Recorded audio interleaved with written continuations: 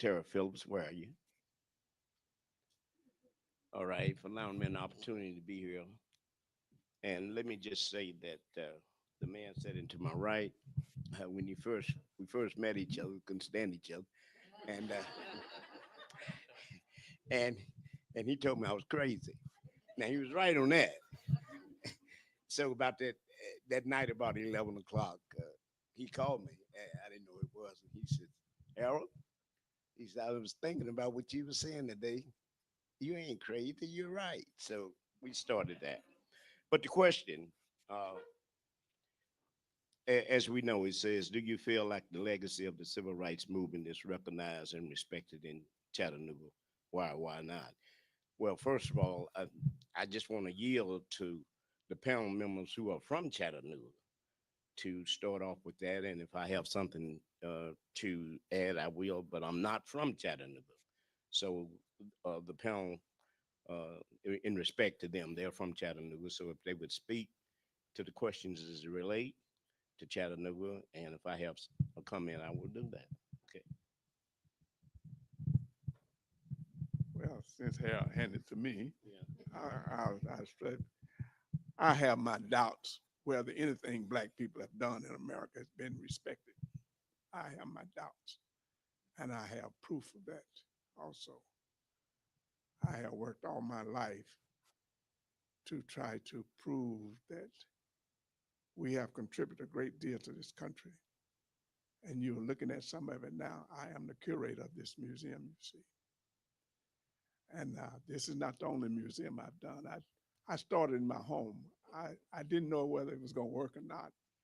And so I started with my sons. So I put a lot of Black history in my home, and my sons really enjoyed it. And they learned a lot from it. And I still got a lot of Black history in I got a museum in my home too right now. And so I said, well, I might take this out to my church. And so I talked to my pastor, Reverend McDaniel of the Unity Group, and he said, I don't see anything wrong with it. So I started putting Black history all throughout the church. And the kids really enjoyed it. And I said, well, I think I'm on to something. And so I have been trying to establish a Black History Museum ever since. And then I met Dr. Woods with this big building. And I intend to fill this building up. I don't know whether I'm gonna live long enough to do that. I'm 89 years old, so time's a little short for me. But I'm gonna work at the rest of my life. So that's I really don't think that nobody can save us from us but us. I don't expect anybody to tell our story but us, because we know the story better than anybody else. And that's what I'm attempting to do everywhere I go. And the reason I'm on this trip is because all I want to do was be an engineer. I wanted to be an architect engineer. All I wanted to do was play basketball. And it was very difficult for me to do both of those things. And it was hard for me to understand why. Because I thought if you know me, you love me. But I come to find out that nobody really knew Johnny Holloway. They saw Johnny Holloway, the black man. And that's the way they treated me. And so I started treating the world the same way. And I started on my journey to re educate myself. I'm going to tell you, I was messed up. I was miseducated. And one of the things I miseducated about was something like Egypt. I was taught Egypt wasn't in Africa, it was in Asia Minor. I'm looking at the map. I said, that's Africa. And my teacher told me Asia Minor. I thought that was crazy. But every time they asked me on the test where was Egypt, I would say in Asia Minor because I want to get out of class. But I knew better. And there was little things like that that really told me something. And for instance, uh, white people have a knack of renaming things to suit them. First of all, when they first saw Africa, they called it Africa. Africa, first name was Akabala. That's what the Africans called it. It means Garden of Eden. In simple terms, it means more. We got more of everything in Africa. And so that's the kind of miseducation. But the best education I ever had with black people was in Japan. Can you believe that? I was stationed in Japan and I went to the library and I saw a stack of books. It was about far from here to that wall back there and written by black folks. And I couldn't believe it. I said, my God, black folks wrote all this stuff. And I began to try to read everything in there. I didn't have enough time. I was just there for 2 years. But the librarian, she was a real nice lady. And I would come to that library and I'd read everything I get about black folks. And so she said, Johnny, I'm gonna do something for you. I'm gonna put you a little table over there in the corner and I'm gonna call it Holloway's Corner. And I read everything I could while I was in Japan. I learned more about black people in Japan than I did in America. So I just Thank you. I dare not speak before those two wise gentlemen over there, especially Brother Bryson. That's my frat brother there. So I, have to get in line. Sit down, little boy. Uh, so I think that from my perspective, and I think that I honor those perspectives of Brother Holloway there. When I think about it from what I saw growing up and what I saw or what I see now, and in terms of my lens through education and the politics around education, when I think about housing in Chattanooga or communities and neighborhoods that once were places of African American communities, and you hear the words things like affordable housing versus low income housing, and of course, affordable means anybody that can afford it moves there. Low income means low income. So when you think about things that happen in those regards, and you think about neighborhoods that are still food deserts, or you. But if I go back and I just rewind all the way back to civil rights, the word civil means the concerns of the ordinary people, right? And then you think about if that's the case, why is there a need for a civil rights fight? If we looked out for each other, if we shared, if we loved and we lived with compassion, or if we saw that we are better together than we are apart, then it works out for everybody, right? And so when we think about, do we feel that we have made a lot of progress since then? I think that we still have some room to grow. I think that when you still see, uh, I was amazed in education. And again, these rights do not reflect the views of Hamilton County Schools. These are my own private rights. Okay, let me just go ahead and say that. This is my disclaimer. When I was the principal at Orchard Knob Elementary, and I walked in there, and they said this is a priority school, right? And so I was like, okay, what is that about? It's a low performing school. Okay, what do we need to do? We need to focus on education. We need to raise the scores. And I had no doubt that we could do that. I was a first time principal, but I thought, okay, let's bring it on. Well, okay, I'm ready for this. And of course, I knew through education, being, I was a first nationally board certified teacher in Hamilton County Schools. So I knew what educating children was about, and I knew what it would take to increase the scores there. And of course, we were approached with the funds from the state that said, "Oh, you'll get all this money if you raise the scores." And I was like, "Money doesn't raise scores. I'm sorry, I don't need your money."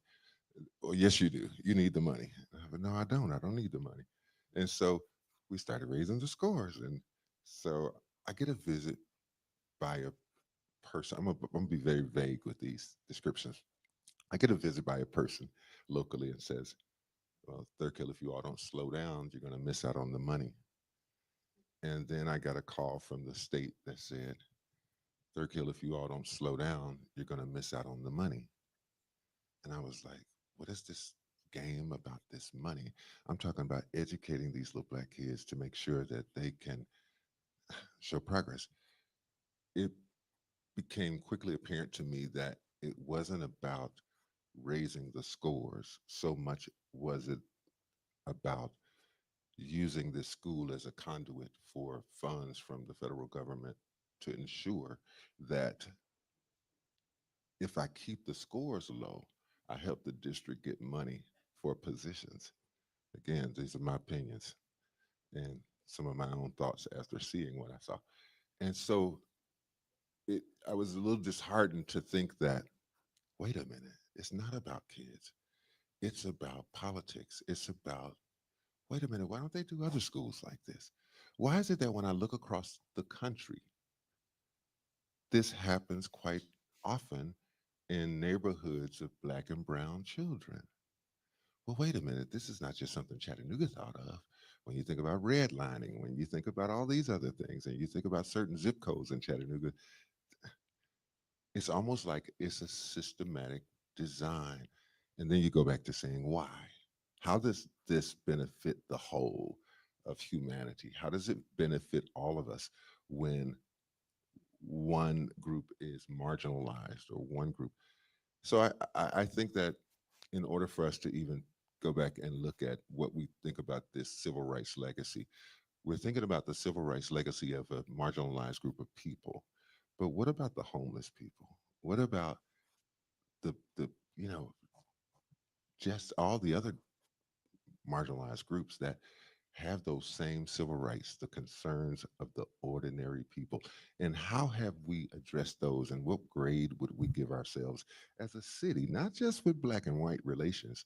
We've got this thing now with ICE coming in for our Latino um, citizens. And when we think about civil rights, the concerns of the ordinary people, what are we doing to address those rights? And so I think that as long as human beings are on earth and live together, we will always have a need to be mindful and considerate of each other for the whole.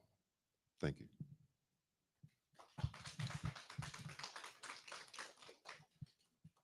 So I almost feel like I'm the option in a multiple choice question that says A, B, C, D, which doesn't belong. Um, while I'm not a native Chattanoogan, I married a Chattanooga boy who grew up on the old west side on Cameron Hill, but when there actually was a Cameron Hill, grew up in a very mixed neighborhood. I'm originally from the Plateau, but I've been here 47 years. And I think as I listen, maybe the story of a little bit of about how I grew up is very similar. I grew up in a very faith based family. I'm an only child. And my parents, my dad was a county agent. My mom ran the farm. We raised cattle. I still raise cattle. But I was taught very early on that how you looked at things was an issue of liberty, equality, and justice. And there wasn't liberty, equality, and justice by particular category. It was, if you look at the Beatitudes, if you look at the teachings, the examples that you find in faith, whatever one's faith is, because most faiths are very similar in how they teach that it boiled down to love and care, kindness, all of those sorts of things, which quite frankly, I find to be in a bit of absence sometimes today in many places.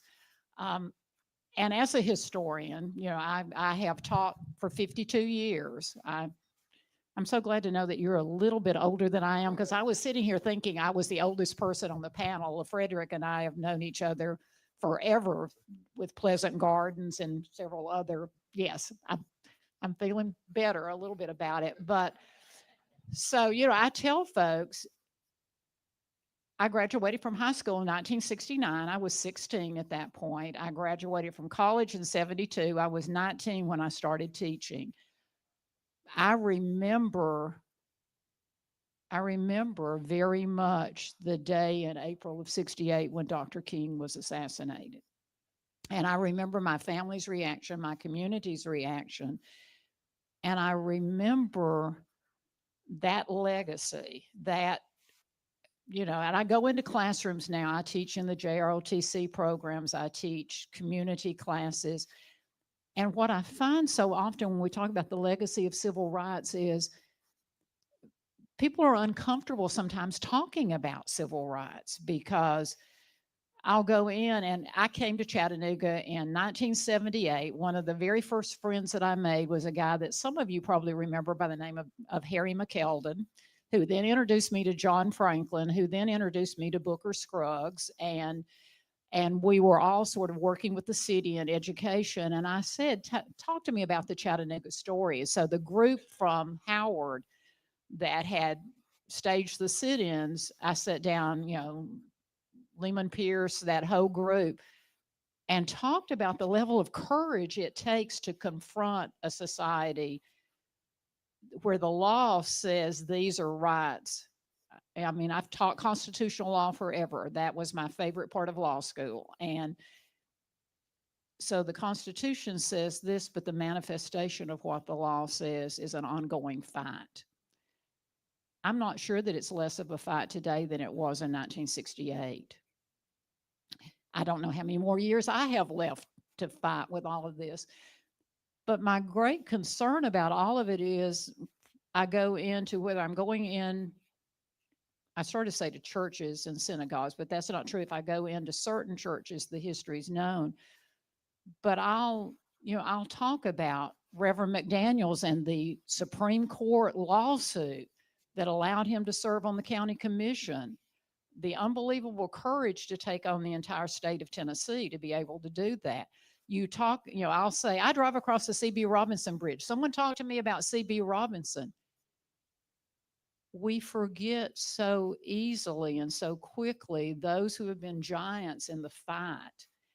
And I feel like as a historian that part of my reason that I'm here is to make certain that we don't forget. The battle is still there. The fight is still there.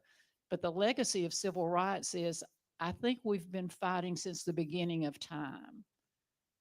And I feel uncomfortable sometimes even talking civil rights, even saying I have a minor in Black history. And I am a white girl from the plateau. I'm a white old woman now, but I was a white girl then.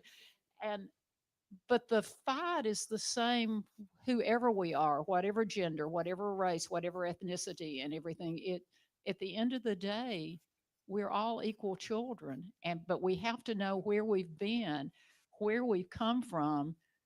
We have to turn around and pay homage to those who have been in the fire forever, and to pay due to them and to ask and to learn from them. One of the things that I used to do so often in classes, whether I was teaching at the university or I was teaching in private school or public school, send kids home to talk to their grandparents, their great-grandparents if they were still living. And I still remember having a student at GPS. I was there for 27 years as head of the history department, a young lady of color who came home and said, I talked to my grandparents. My grandma was kick ass. And that's what she said. And of course, our code was we didn't actually talk that way, but I was like, yes, she was. How did you not know that? She's your grandmother. We need to know our history so we understand where we are today, so we know how to fight for tomorrow. And do we know our legacy? No, we don't.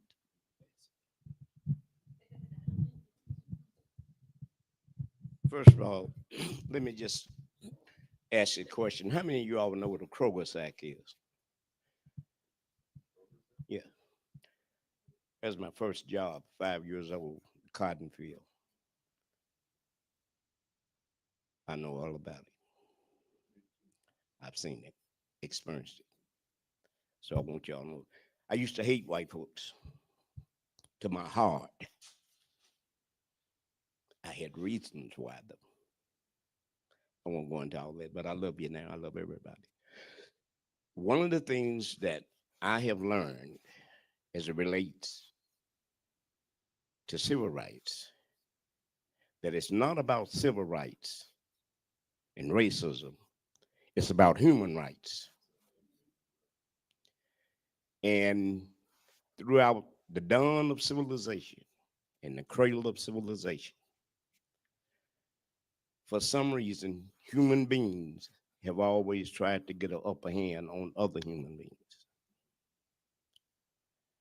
Ufologists, archaeologists, and others have proven and shown that the cradle of civilization started in Mesopotamia. the land between the rivers. Herodotus reports, he's a historian, that records show that there was only one living group of people. They was called the Sumerians. And they named their city Sumer. And they talked about how the gods came down. And they called themselves the black-headed people. And when they discovered all of that during the excavations, there was no doubt in their mind. Now, some historians have problems with that because they just don't want to believe it. But earthly wise, we're talking about in Spain, Portugal, Africa, London, and all, that the cradle of civilization was Sumer, the black-headed people. And Iraq, as you know, used to be Babylon. Babylon used to be Mesopotamia. And Saddam Hussein said on television during the Gulf War, when he looked up and saw Colin Powell, he says, Black America will never see the contribution that their people made to civilization. It's a fact. Now, history is vast in its scope, so I can talk about a lot of things, but I want to get back to civil rights. During the 60s and the late 70s, as we moved, and I know you're talking about civil rights in Chattanooga. I got some stuff for Chattanooga, don't worry. Where I came from, and as a culture of from a color boy to a Negro to a black man to Afro-American. Matter of fact, when I was growing up, if you call us black, you're going to get a whooping. I'm not black, I'm a Negro. But, but what we wanted then, we did not want integration. We did not want segregation. We wanted what we call deregulations. We wanted money. We didn't want to mix, but if it was time for whites to get a new school, we wanted a new school. We didn't want secondhand books once we received it and it said, nigga, enjoy your reading. I experienced that. You got to tell the truth. If you tell the truth, our society would be a lot better. We would get along a lot better and we understand things. But when you have experienced something, then you can't tell me if I see something that's red and it's red, it's red. That's what it is. But if you try to cover it up and tell me that it's white, I got problems there. We just recently celebrated Juneteenth. Chattanooga has an indirect connection with Juneteenth. Did you all know that? Let me tell you about it. In 1861, Abraham Lincoln became the president. And General Gordon Granger came to Chattanooga and Chickamauga to fight in the Chickamauga battlefield. When the war was over, President Lincoln sent for him and says, I need you to go to Galveston, Texas, order number 3, and tell the people in Galveston, Texas that they are free. But Granger was here first. And that's kind of the indirect combination. Yeah, connection. So how many of you knew that? Okay. We got a scholar here. He said he knew that. Great. But that's true. So and we know what took took place. We know that the Emancipation Proclamation was just in writing. Black people was not free. And also in 1861, you had what, 7 states to secede from the Union because they heard that Lincoln, once he became president, he was going to free the slaves. That's how the seceding started. As in the Civil War, supposed to start at Fort Sumter. Most of you familiar with that, yeah. Fort Sumter was basically an all-black regiment. Frederick Douglass was friends with Lincoln, and this is from Douglass writing that I've read, Up from Slavery is what he called it. He said to Lincoln, he said to Douglass said to Lincoln, say, you ought to let the blacks fight in the Civil War. Fight in the war. And Lincoln problem was that he was afraid that if the black men became soldiers and fought, they wouldn't come back. And Douglas said, hey, you can't have it both ways. And so, a lot of conversation got out, and the word got out. And states, you had 7 states to secede.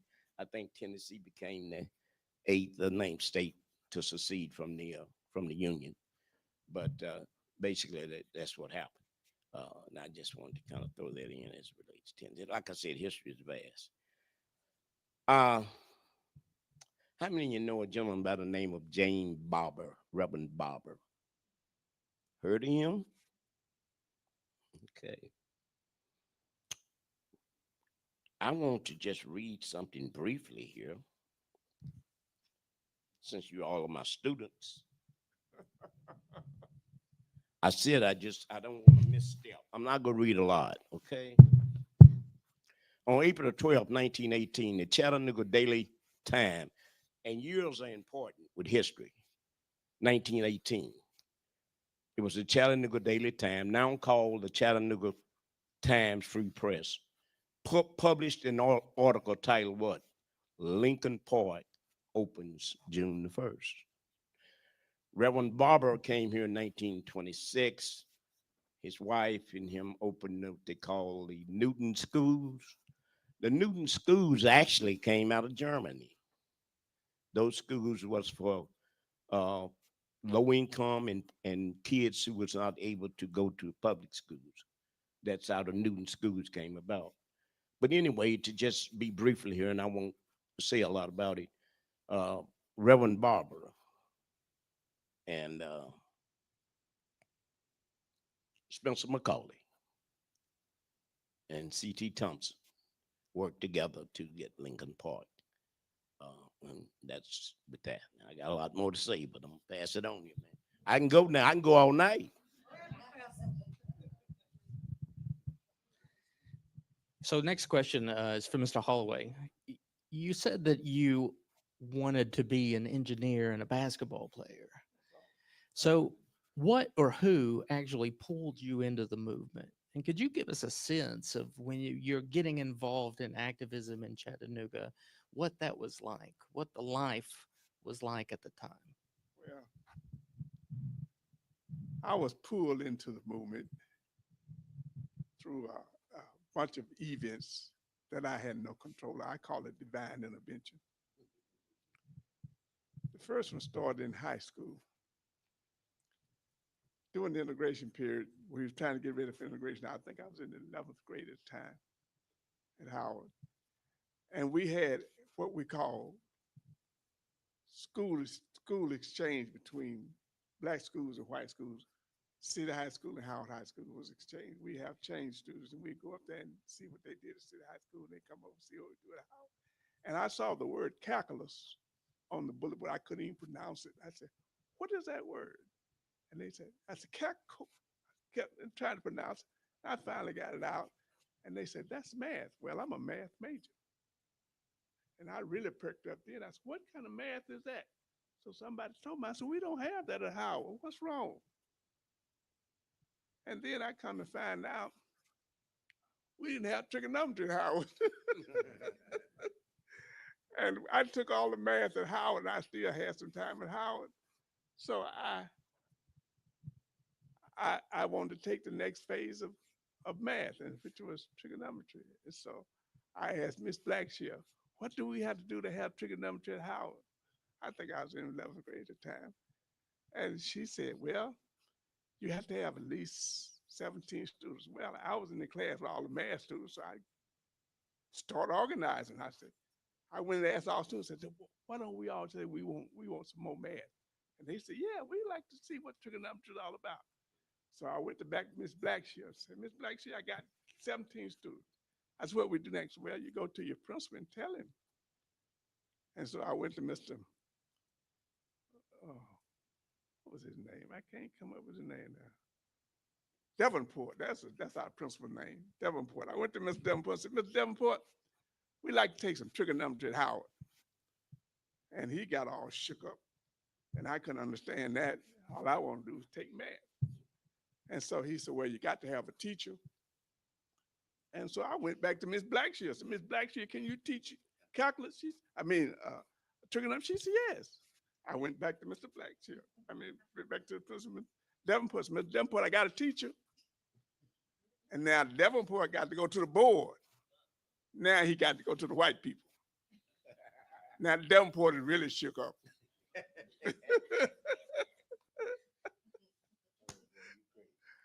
And just make it short, long story short, I was a junior in high school before they got calculus at Howard. Trigonometry at Howard.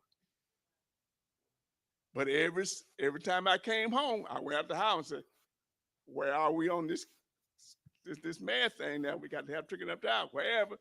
And every time I come home, I'll follow up on it. And I just wouldn't let it go. And I was a junior in college before we had trigonometry at Howard. That's how different the education was, because they was training us to be waiters, to be servants, to be anything but math and engineers. And I wanted to be an engineer. I almost made it, but I got pretty close. That's just one of the things that happened to me that kind of drew me into the movie. Then I went to Alabama A&M, and that was a whole nother ballgame. What's that? Excuse me. The question was, what pulled you into the movement? That was the And first thing. that was the first thing. And then Very first. the second thing is what, when you began to be pulled in and began to take up activism and leadership roles, what was life like for you Well- with that responsibility and working really? I can tell you my first experience with I did something wrong that had to do with race. I was in the kindergarten. Somebody said they lived at Cameron Hill. Who was that? I lived right at the bottom of Cameron Hill in the projects. And the white kids lived on Cameron Hill and the black kids lived in the projects. We played together.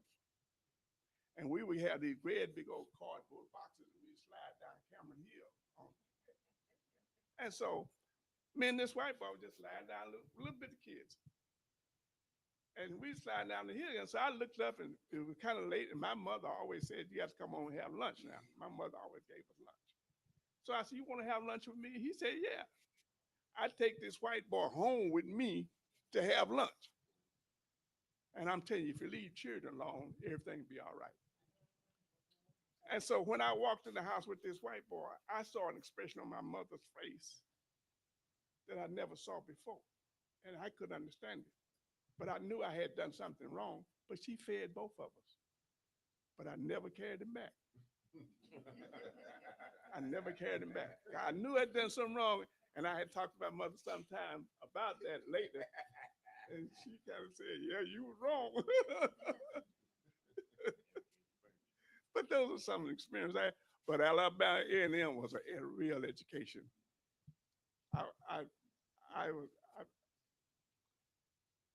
Mr. William Days, he got me a scholarship to Alabama A&M playing basketball. And I went to Alabama A&M, it was a whole new ball game. Now I was born in Alabama, but I was a baby when I was left there. My father left there running. And we followed him to tell he was going to Cleveland. He was going to Cleveland, Ohio, where his other brothers was, because he was a sharecropper. My father was a sharecropper. And the white man that on the land that he sharecropper thought that my father couldn't add and subtract. And so he was trying to tell my father that he didn't have no money coming at the end of the crop. My father said, I know how much money I got and I want it. And he wouldn't give to him. So my father beat up a white man, took his money, and he left Alabama running. And we had to follow him later. And my mother had these 3 children at the time. I was the last child. And not 4, we had 4 children. And we followed him and he got to Chattanooga and got a pretty good job. He was a welder. I mean, now he was a molder. He was molder. And he got a pretty good job in Chattanooga. So we stopped in Chattanooga. He was on his way to Cleveland, Ohio. I wasn't supposed to be in Chattanooga. That's the first time I wasn't supposed to. The second time I wasn't supposed to be in Chattanooga when I had a job. And I left the military. I had a job in Seattle, Washington with the Corps of Engineers. And I got stuck in Chattanooga. That's another story. But I got stuck in Chattanooga. But at Alabama A&M, I'd never seen a place like that. They thought Tennessee was up north. They called me a northerner. And I'm looking at them like they crazy. But that's true. And then the experience at Alabama A&M was that if you lived in Alabama, you was educated in Alabama, you wouldn't do anything to hurt Alabama. So anything went wrong in Alabama, it had to be the outsiders. So I'm an outsider. It was 8 of us. And every time something went wrong on that campus, they would call us A.N. They just called us in and asked about it. And we didn't know nothing about it because it was the children in Alabama doing all this dirt. And they would call us in and question us like we was hidden. And I got kind of angry and I said, I don't do these kind of silly things that they do. All I want to do is play basketball. And I want to be an engineer. And so I got kind of upset. So I told the smartest boy on the campus. He was a friend of mine, named Robert Miller. Never will forget his name. He was the smartest fella I ever seen. He never made it. From kindergarten all the way through college, he made all A's. He got a B from a teacher and he cried. And I told him she just gave it to you because you're smarter than she is. And she just gave you a B. And he kind of got over that. But anyway, I said, I'm going to show y'all what I can do when I get upset with you. And we closed that whole campus down for 10 days. Only 10 students went to school. We boycotted that school. I made some mistakes in my language. And I was interviewed by the reporters and I said, we're going to strike it off the face of the earth. And the newspaper came out. The students said they're going to bomb the whole campus. I got to watch that language. But it was crazy. Some white people came through once and saw us on Sunday. We didn't have. And we just standing out on the corner, out on the campus. And they went to the president and complained about the way we was dressed on Sunday morning.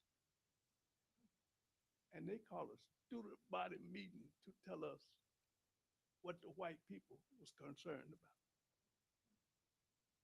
I was the only one who walked out of the meeting. I just got up and left. I was called before the disciplinary committee the next day. Monday morning, they asked me, why did I leave the meeting? I told them, I said, that sounds like home training to me. And I got a mother and father taught me how to treat people. I didn't come down here for that, and I don't need to listen to it. And they wanted to punish me for that. And I had a teacher at Alabama A&M named Mr. Blackwell.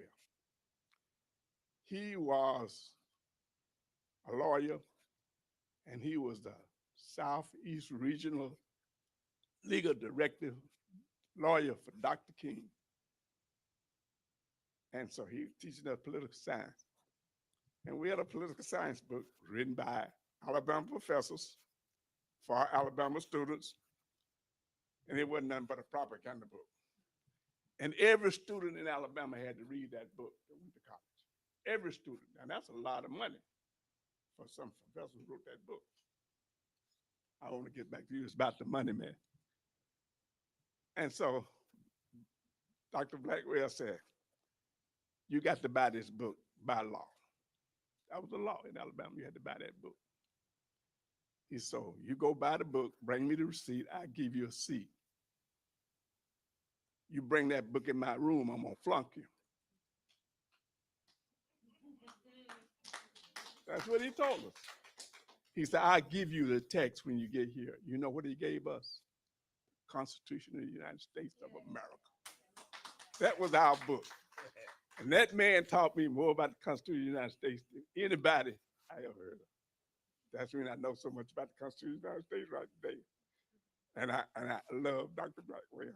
Not only did he do that, it's just a few of us, just a select few he picked. Just a few, I was one of them. And he used to take us to meetings, that political meetings in Alabama. Never heard anything like it. We went down to Montgomery one day, and they was having one of these political meetings. And all these white politicians in this red big old state, all these white.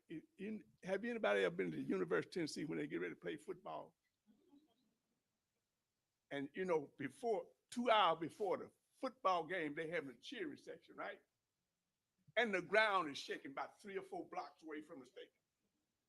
You think an earthquake is happening. That's the University of Tennessee. That's what happened at that rally. The ground was shaking. And it was a normal rally. And then somewhere, and then they had speakers all outside the stadium, and we was huddling in the little car scared, and we stand and listen to this political rally. And then with Dr. Blackwell, and then the guy would say, and now for the niggers. And that place would roar. The ground was shaking. And I said, what is this? He said, I'm just trying to let y'all know what's happening. And they would go on and say what they gonna do to black people in a political rally. I heard all this. I'm sitting there, just, what the world's going on? What kind of world is this I'm in? I really was baffled. But that's the kind of thing I saw at Alabama A&M. It was crazy. And our PhDs, all they had was PhDs in name. They did the thesis, but they didn't get grants from the government and do research like PhDs. But we just had PhDs. We had a whole lot of PhDs, but they wasn't real PhDs in my sight because they didn't do research. They just taught. And so that's one of the complaints I had when we boycotted them too, was that our PhDs are not PhDs, that they're not doing what PhDs do that I know do at universities. And when Arthur and Lucy was integrating Alabama A&M, Alabama, I was supposed to go to Alabama to take a test for engineers. Had to go to the University of Alabama. And the taxi driver wouldn't take me out there. He said, man, you crazy. He said, why are you going? I said, I didn't know what was going on. I didn't even know who Arthur and Lucy was at the time. And so he told me all about it. He said, I can't take you out there. I done traveled all the way from Alabama A&M to take a test at Alabama, University of Alabama, and I couldn't get out there because of Arthur and Lucy trying to have a great school. It's crazy. That's the kind of thing that drew me into. Thank you. That's a small part of it. So the next couple of questions are about the education system and how we're approaching these topics and these conversations. And so the next question is to LaFrederick. What are some of the difficulties you've encountered when approaching civil rights history in the public schools? And I think we can say more broadly, like the long struggle for justice. What are some of the difficulties that you've seen in being able to tell a real story about what this means? I think what's apparent to me is this need to narrate the story. and not tell the truth, right? Um, Quite often we know as Black kids we don't get the truth about Black history in American schools. It's you see this fight about DEI, or you see this fight about uh, what was it about uh, the way you tell the story. What is it called? Critical race theory. Thank you, thank you, thank you. And it's this watered down version of, it's like Thanksgiving stories, right? In schools, you learn about Pocahontas and you learn about John Smith, right? I still, yeah, I still remember their names. But you don't hear about the slaves who came in 1619, a whole year before the Pilgrims ever arrived at Plymouth, that arrived in Jamestown. You don't hear about their efforts to save the Pilgrims who died over the winters because they didn't know how to grow crops in America, and the Africans that were here helped save them, right? You don't hear that story. You just see a little Indian lady and a little man in the figurines that we tell about Thanksgiving, right? So you notice that quite often with a lot of other perspectives. For instance, when you think about the wars, you think about the Civil War, and you think about the colored troops here from Chattanooga. There were two colored regiments here, and one of them, which I think had a woman in it, right? Then she pretended to be a guy so that she could serve in the war. And they did reenactments on Orchard Knob all the time, and but you don't hear about that in school. I never heard about that in school. I happened to just walk up to the knob one day and see this reenactment going on, and I learned more about that history then. When I was dealing with even the Ed Johnson story, and it's interesting, and I'll even be very transparent about that. Even when it came down to naming the memorial, it was trying to be the phrasing of it was like trying to change his words, and I was like, no, that's not what he said. This is what he said. Um, and so it's always this need to narrate the story away from the truth, right? And part of being in education, I think the most frustrating part of it is that you come with this curriculum and you come with this mandate to enforce this curriculum, and you've got to follow this curriculum. And my job as a teacher was to um, teach this curriculum. My job as a supervisor was to supervise the implementation of the curriculum. When you know that the books that are selected or the materials that are selected don't really tell the truth, right, about American history, about a lot about, definitely about Black history, and so even like with the Ed Johnson curriculum, it's in now it can be in a part of American history, but you don't hear about it being taught in schools. Macaulay School does a great job. Macaulay and Baylor and GPS, the affluent white schools, right? Tell the story of Ed Johnson, and they invite me to come and speak. And Mr. Thurgood, would you come and speak? Sure, I go speak about it. But the kids at Howard don't know about him, or the kids at Tyner don't know about him, or the kids in other schools don't know about Ed Johnson, and they don't know about the significance of the case in that it was one of the United States Supreme Court's most famous cases, or that John Marshall Harlan was involved, or that W.E. Du Bois was involved, or the two African American attorneys that made history taking the case to the Supreme Court. And because of that case, now every person who gets in trouble with the law has a right to an appeal, all coming from that case, all coming from Chattanooga. Or when I think about Pleasant Garden Cemetery and just going there and knowing that Dr. Thomas Hagler is there, who was who invented the automatic defibrillator.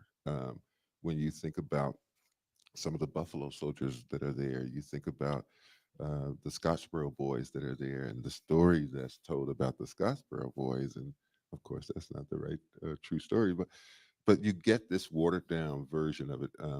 Part of when you think about education, I was a part of a group, and still is a part of a group called the Morris Ford Foundation, and that's where individuals from those who preserve the history of Rosewood from the movie Rosewood, um, um, Emmett Till. I go there and represent the Ed Johnson story. Dr. Attorney Leroy Phillips and I started that journey together. You have the Thomas More story there. You have uh, Tulsa group that comes. and you're walking around with all of this rich history that you hear their stories and you're like, that's not what I heard about this. They didn't tell me this part, or they didn't tell me that part. Um, and so I think when I think about an education in America in terms of a whole, I don't know, we got a problem with telling the truth. It's this thing, and part of the journey with the Ed Johnson piece that part of our mantra with the Morris Forward group was reconciliation through, getting the truth and reconciliation. And it was all about getting to both of those parts, but you can't get to reconciliation unless you deal with the truth. And sometimes the truth isn't always pleasant, but you have to acknowledge the truth before you can ever get to reconciliation, because it just won't happen if you're not brave enough to come to the table and tell your story. Because I think everybody has a story, right? I'm in this documentary of on MSNBC called Civil War, or Who Do You Think You Are? And it was very interesting watching that. I've watched it several times. I see my little self, but the more importantly, I learned from the documentary because the perspectives of the individuals about the Civil War, from whites versus blacks, from northerners versus southerners, and it's like, wow. So I think everybody has their story. We have to be tolerant enough to acknowledge and sympathize, or just hear the story out.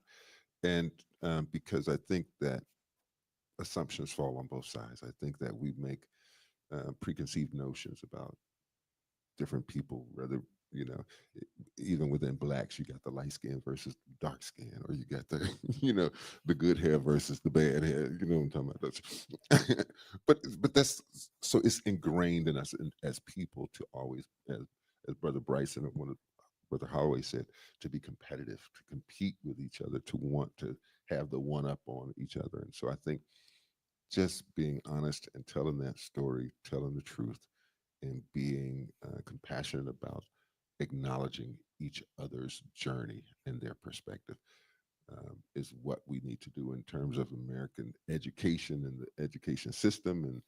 And just even when we talk about the past, and we share that story, when I started working on the Ed Johnson piece and I'd go to some of the barbershops, it was interesting to hear some of the older brothers tell me, well, what are you doing digging that up? Let sleeping dogs lie. And I'm like, but those are not dogs up there. Those are people, and they have a story, and their story is screaming from the grave. Somebody needs to know their story. And I would expect you to be the person that have told me the story so that I don't have to dig this up, but you would have passed it down. So what is this disconnect, and how has um, the lack of the ability to be honest in America prevented even that story from being told through ancestors? Because it's like, oh, no, no, no, we're not going to talk about that. We're not going to talk about. No, I want to hear about that. I want to hear about the very thing you don't want to talk about. And so um, that's been interesting. And I think part of what I believe as a person versus what my job responsibilities are sometimes come close to clashing, because it's almost like, well, I know this. I know the truth about this, but I gotta say it this way. Or I know this, but I gotta say it that way. And a friend of mine, Ron Hughes, gave me this book because I was struggling with that, and he was like, "Thurkill, you just got to learn to play the game." I'm like, "What game? And why do we have to play this game?" And so he gave me this book called Power: Why Some People Have It and Others Don't. And in there, it talks about this just right phenomenon, meaning that sometimes right is wrong, and sometimes wrong is right, and you have to come to grips on how you're going to deal with that. And you have to navigate, okay, in this, from 8 to 3, this is my job, this is what I got to say, right? But after that, I'm an individual who can go back and research and learn and share and teach beyond the walls of this institution or this politicized uh, narration of the story. Yeah. Thank you. A similar question for Ms. Moss Mimes. What resonates out of that story for you in your history in the private schools, being able to tell an honest portrayal of civil rights history and struggles for justice. Do these pressures, do they resonate? Is it the same? What's different? And that's such an interesting question, because the truth of the matter is I started out teaching in public school, but the reality is I had a lot more freedom in private school to tell the true history. You know, I'm a product of public education, public universities, in fact, 2 years in a one-room schoolhouse. So, you know, really rural education. But it was not until I became an adult and had gone through and gotten my degrees and everything, I'd never heard of the Rosenwald schools. I didn't know a lot of what was the history of the nation, but all of that I could teach at GPS. All of that I could teach at Macaulay because it was open. One of the things that I did, we have a state standards for history and social studies, a committee appointed by the governor, 9 people, and we meet every 5 years. And I serve on that committee. And one of the things that we really pushed, and we met last summer, those standards will go in 26, which is actually almost here, kind of scary, how quickly time passes. But it is the idea of telling the whole story. How do you, if the purpose of history is to understand where we've come from, because that informs the present, but then it shapes the future. If you're not talking about the truth of where we came from, then none of the rest of the equation works. I mean, I was a double history chemistry major undergraduate. You've got to have, you know, it's A plus B under heat with pressure, you know, a good equation. And if you're not dealing with the truth, and I, you know, LaFrederick and I've been friends for a long time. When the Ed Johnson project first came up, I've been county historian since '07.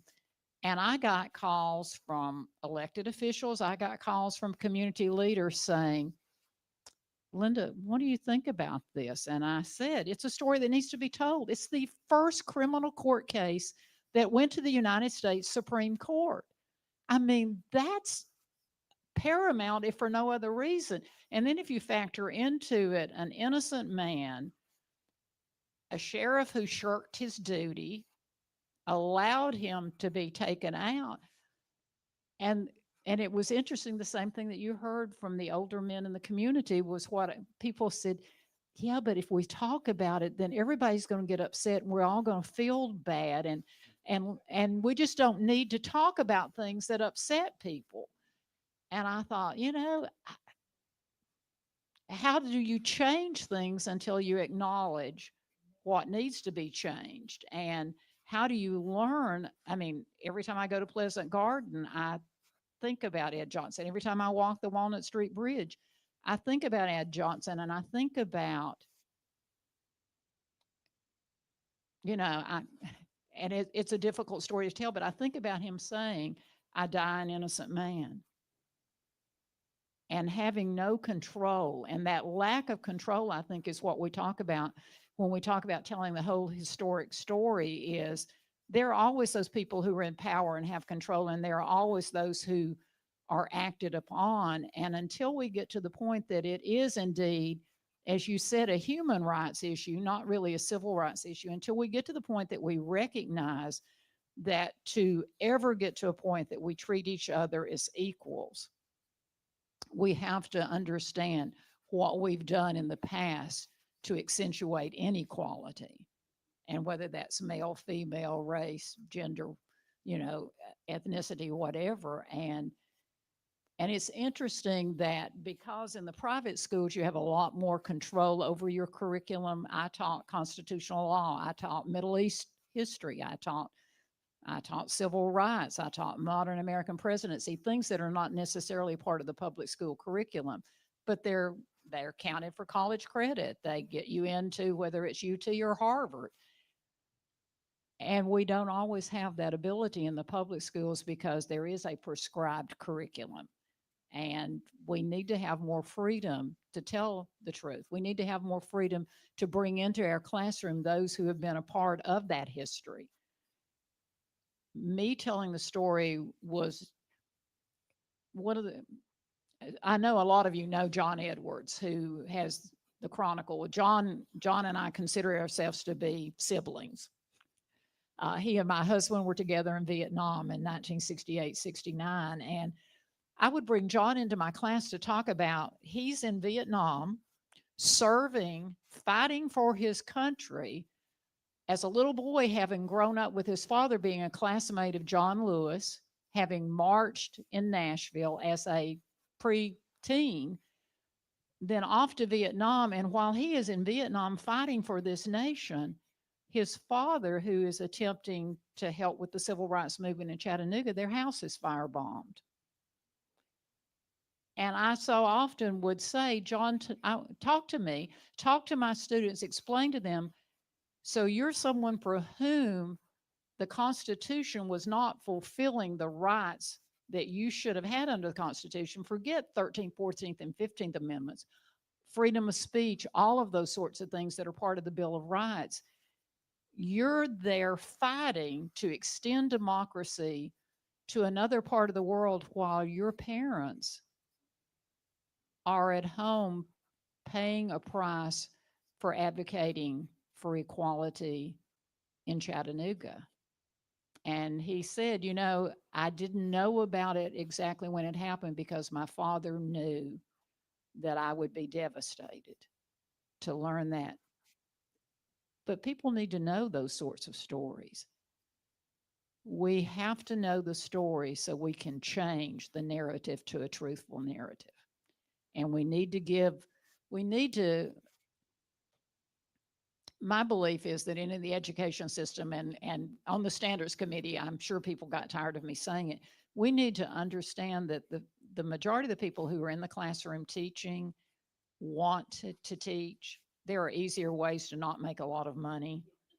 I mean, really, though, if you have taught, and we need to trust that those teachers know their students, that they understand the curriculum, that they can share those stories in such a way. You know, what I want, I have 2 grandchildren, they're 10 and 12. I want to believe that they will see equality, justice, and liberty fulfilled at some point. I'm not as hopeful right now as I was a few years ago, but the only way it happens is if we educate. And education doesn't have to occur in a school classroom. It occurs in churches, it occurs in communities, it occurs around the dinner table at night, it occurs on our playgrounds. We all have a responsibility to educate, and I just feel real strongly about that. Thank you. I just want to briefly share some history facts. It's what we call pen to paper. Rose Margaret McGee, educator and teacher, taught at Howard Junior and Senior High School at Archie Knob during her 37 years as a public educator. Miss McGee was early advocate of teaching history, but was unsuccessful in her attempt to have a multicultural adopted by the school system. She taught African history when it was not popular to do so. Dr. Emmett R. Wheeler was the first African-American woman to practice medicine in Chattanooga.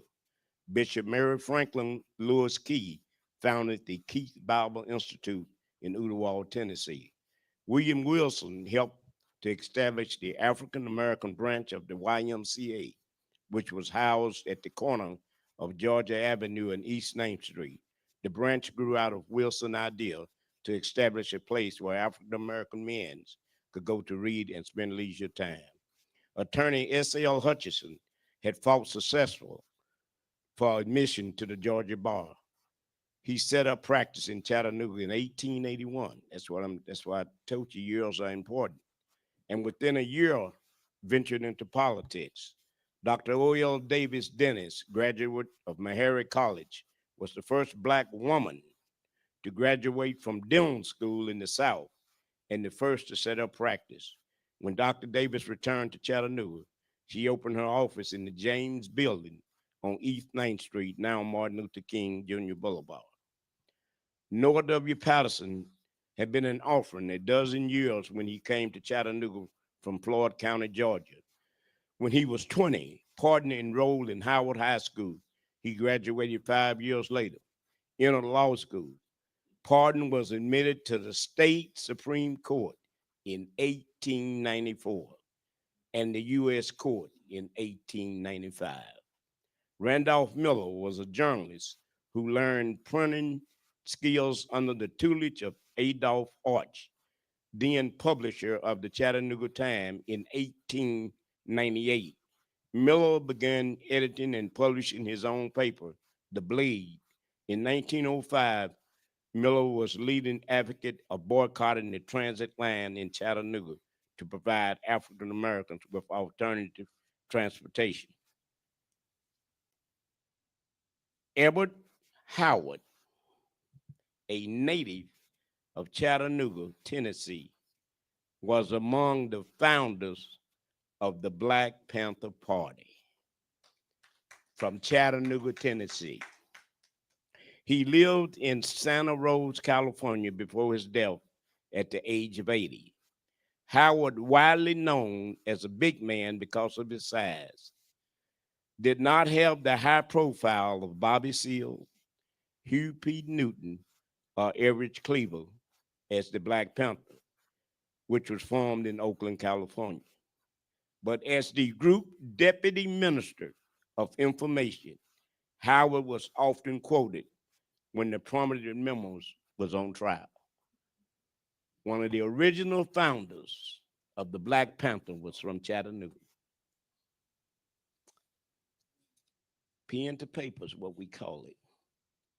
The Reverend Cleveland Derrick was born in Chattanooga in 1910. Derrick is credited with writing more than 300 gospel songs, including Just a Little Talk with Jesus.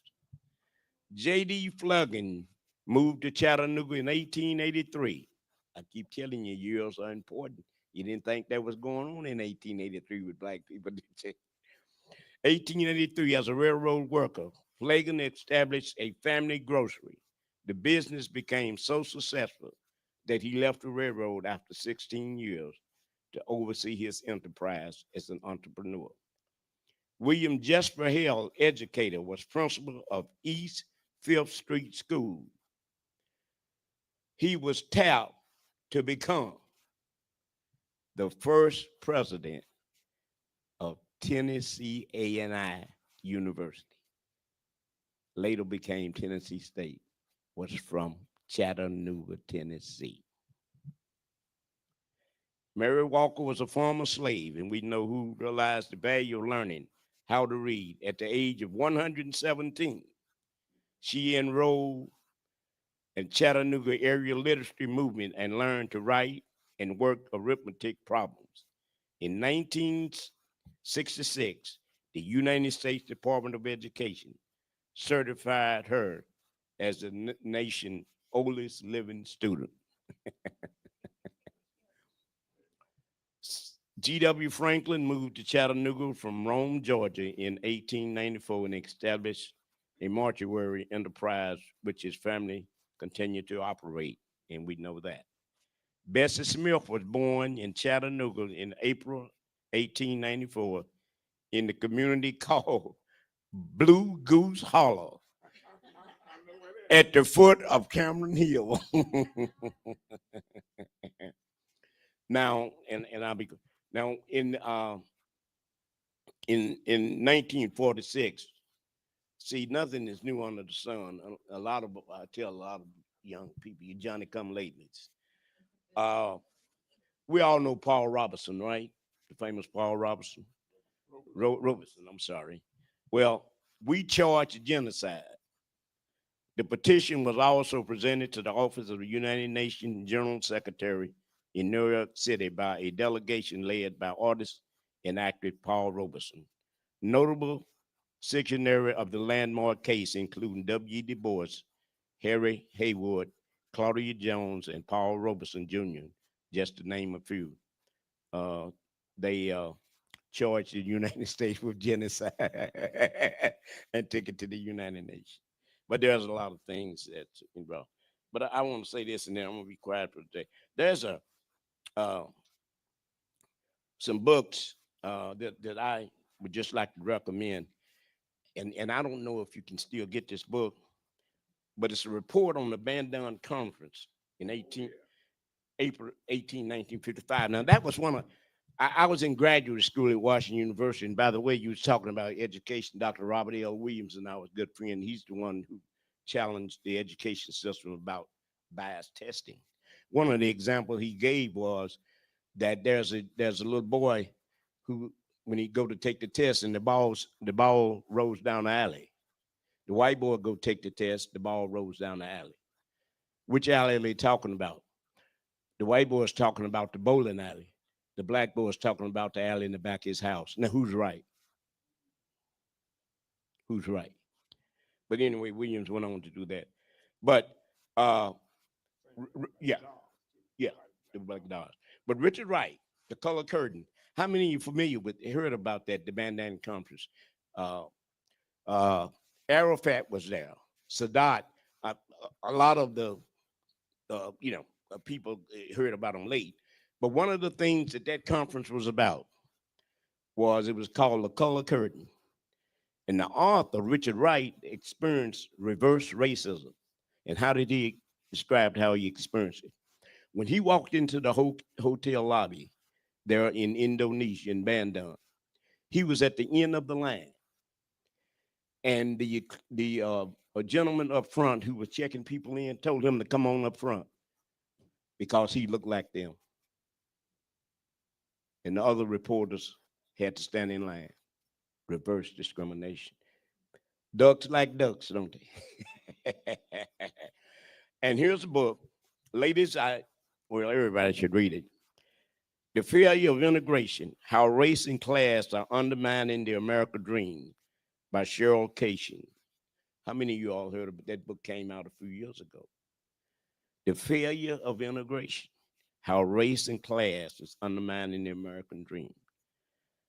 And one other book, The Color of Law, A Forgotten History of How Our Government Segregated America. The Color of Law. I remember, I got a lot of things. I was watching PBS one night about 12 o'clock. Believe it or not, I was up years ago. And this elder, they were doing a documentary. And they had this elder lady. She was in her 90s. And they was talking to her. And she said that in the 20s, in Georgetown, in Maryland, she said there was a black house, there was a white house family, there was a black family. We played tennis, we swam and did everything. And she said that one day, on her way from school, she was riding the bus. And these two white men were sitting on the bus. And they said, this place is too beautiful and too nice for Negroes to be living. And she went home and told her daddy. She said, Daddy, this is the conversation I heard.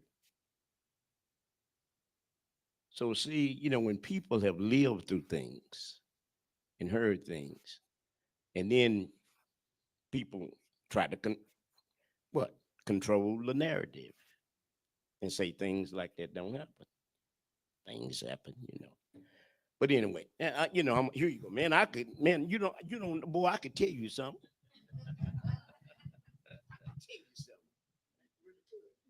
But anyway, I just want to share that about Chattanooga's in the 1800s. Was very successful. Matter of fact, the Niagara movement in 1905, that was led by W. Du Bois. Now you can imagine, I would imagine that some of the people I talked about probably was at that movement. But the purpose of that movement was the difference between Du Bois and what was the man's name? Booker T. Washington was that they clashed. And the reason they clashed was Du Bois said, he said, you're right. Black people can build houses and mill, they can grow food and everything. He said, but there are some intellects. And we are intellects also. And that was the difference between that movement. Now, John Brown didn't help the cause, right? Thank you. Thank you, Mr. Bryson. We're almost at time. I did want to ask Mr. Holloway, you were a long-term leader with Operation Push here in Chattanooga. Could you maybe speak about Operation Push a little bit and the organization and the goals and what it was able to achieve here in Chattanooga? Well, Operation Push is headed by Reverend Jesse Jackson out of Chicago.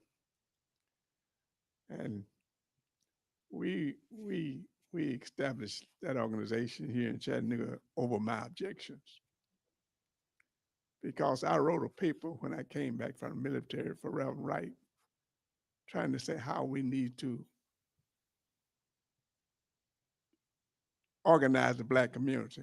And one thing I said about that in that paper was we have to rehumanize ourselves as Black people. Now, what did I mean by that? I mean that we have been impacted so much with negative thoughts about ourselves in every way that we had to rehumanize ourselves.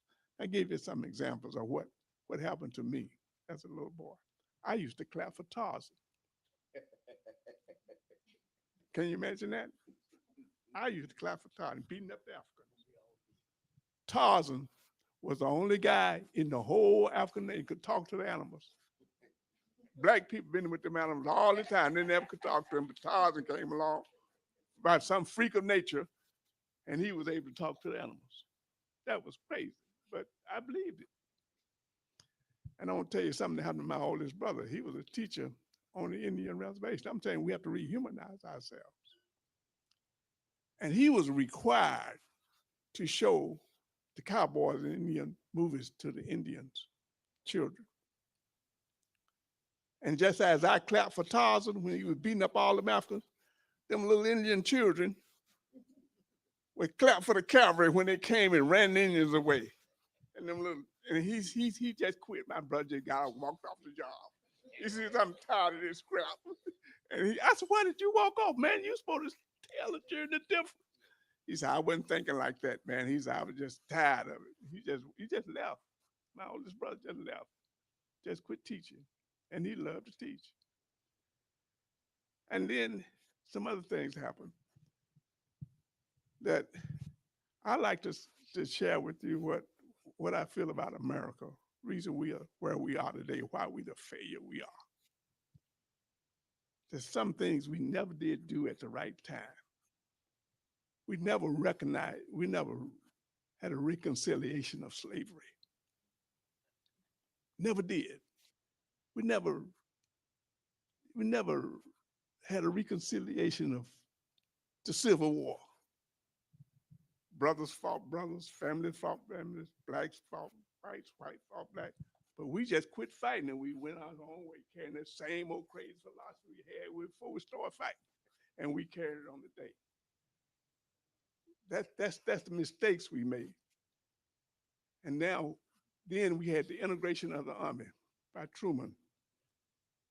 That was very important, very significant to me. Because when I went in the Army, I was messed up in the head too. I didn't really care too much for white people. But when I went in the Army, I met all kinds of people. And I just learned to get along with them and learn to like them. I had a German. It was, we got to be best friends. We communicated many years after I got out of the military. And we got to be good friends, a German. And he was kind of naive, but he was all right. And we were down in, let me tell you this joke about him. We down in Houston, Texas, and he saw a colored television. And what he said to me was, only colored people could watch that television. I said, boy, you messed up. I said, boy, you messed up. And he actually said that. But rich people was in there with us. Poor people was in there with us. Mexican was there. I saw all kinds of people. I learned to get along with all kinds of people. I played basketball in the military. I played softball. I played baseball. We had all kinds of people, and we all got along. And that was the genius of being in the military when we had the draft. And then came the Vietnam War. And all the rich kids went to Canada. And then the legislators of all those rich kids passed some laws that we want a volunteer army. The biggest mistake we ever made. The volunteer army do not represent America. You have too many black people in the army now, too many Mexicans in the army now, because the Mexicans and brown people make up almost 60% of your army. And that's not a good representation of this nation. And that's going to come and bite you later on. That's a mistake we made, along with all the other mistakes we made. We keep making the same mistakes over and over. I think every American person should serve this nation in some form or another. Now, you don't have to, now let me tell you what happened to me in the Philippines. I met some Peace Corps workers. You don't have to go to the army to serve. You can go into Peace Corps. You can go into America Corps. You can do a lot of things, but you ought to give at least 2 years of service to this nation. I think that's a mistake, not having our young people to do that. I think that's a mistake, because when I was in the military, I came out a different person. Of all the stuff that I had been through before I went into the military wiped all that stuff away. And I'm very proud of my military service. Although they wanted me to go to Vietnam, I didn't go because I had to volunteer, and I wouldn't volunteer to go to that mess. I remember what Muhammad Ali said. You remember what he said? Ain't no Vietnamese never called me a nigga. I always remember that. And I said, I don't need to go fight them people. And I did not volunteer. And they tried to make me go because I was an engineer. My base commander held me for 2 hours almost in a meeting because I was an engineer. And he wanted me to go over there to build them helicopter pads for all them helicopters that are fighting in Vietnam. And I told him, I said, if you can't draft me to go, I'm not going, sir. You always use a sir thing in your language. You talk to an officer, you got to remember that. Sir. I'm gonna tell you something else I learned in the military.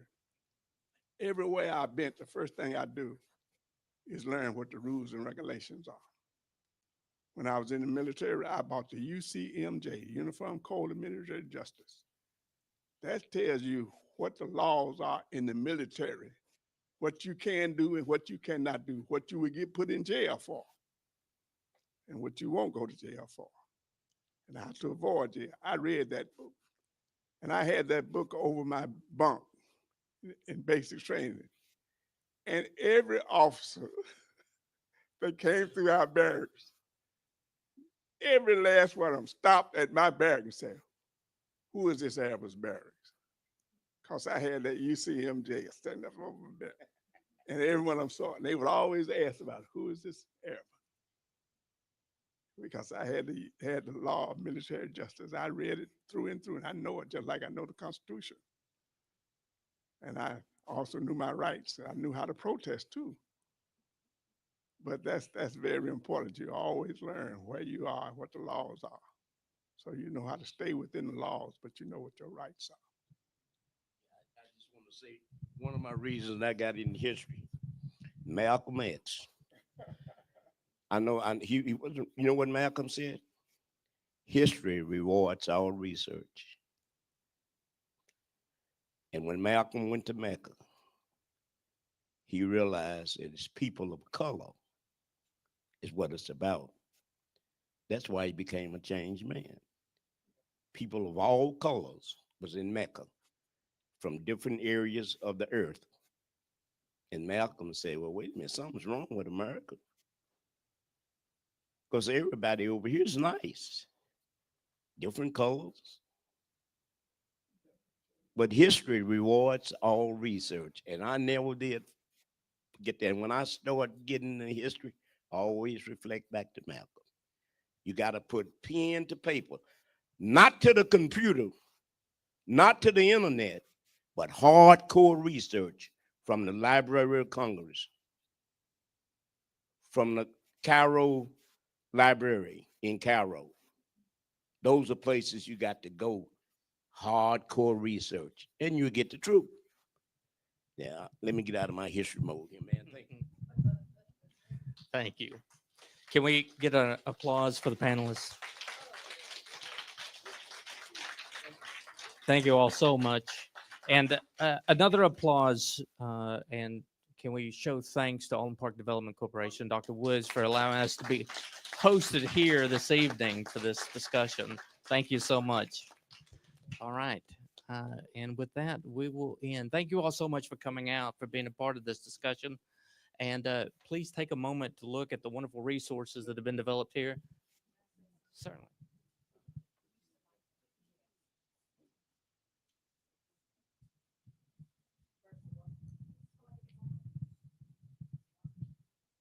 Here.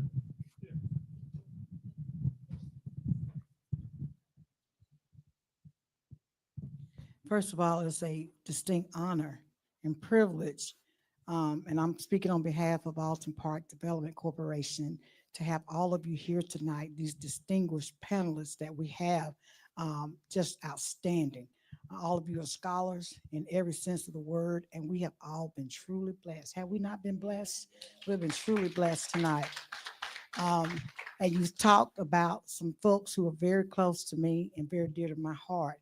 Miss Mines, I call him Professor Harold Bryson. He is the African history professor for the African American Educational Heritage Museum here. He is. He teaches that history. And if you all want to sign up for his course, you won't get pure history unless you attend his class. He teaches from the cradle of civilization. And it is an amazing course. So I offer you all that opportunity tonight to sign up with him.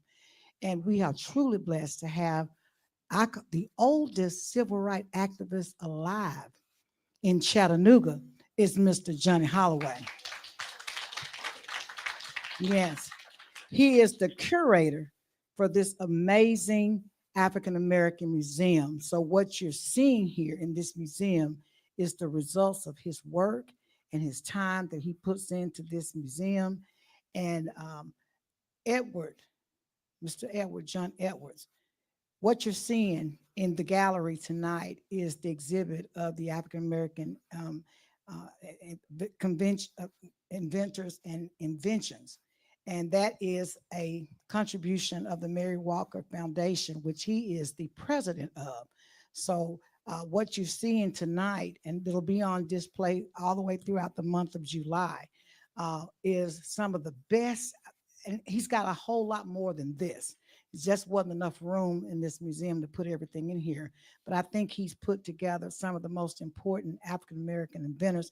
And the things that are not in here, you can read over here behind me on this blue board, all the Black inventors and their inventions, Black women inventors. I mean, it is amazing exhibit. And it's because of him and people like these gentlemen here that this museum exists. And if you like what you see, we'd like to change the gallery out. So we've had other exhibits, and you're talking about the soldiers. We've had the civil rights, the tribute to the African-American soldiers who served in the Civil War in this museum. It was amazing. It was a collaboration between the Mary Walker Foundation and the Chickamauga Battlefield. It was outstanding. If you'd like to see more African history and more contributions to the African American or to this community, then I'll ask you all to please give a donation. You can just put your little phone on that little thing right there, I think, and here you go. It takes you straight to the site where you can give a donation. We are very proud of what we have here. And Alton Park Development Corporation owns this building. And so we got something really good, and it's for the entire community. So thank you all for letting us host this event. And you want to?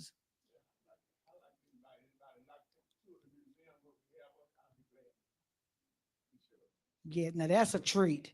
That is a treat. But anytime we have the museum open, he is here. giving nice tours throughout. He knows everything. You were talking about Mr. Edwards, his family home being bombed. That whole story is on the other side of this wall here. So there's a lot of history that you all talked about tonight. That's how to sue the Klan even. That whole section is on the wall down the hall here. If you think about history in Chattanooga, Howard High School, we have a whole section on the history of Howard on that side of the wall. So there's just so much. All the African kings and queens, you all probably noticed it as you were coming in. Just enjoy yourself, y'all. Enjoy yourself, and thank you again for coming tonight.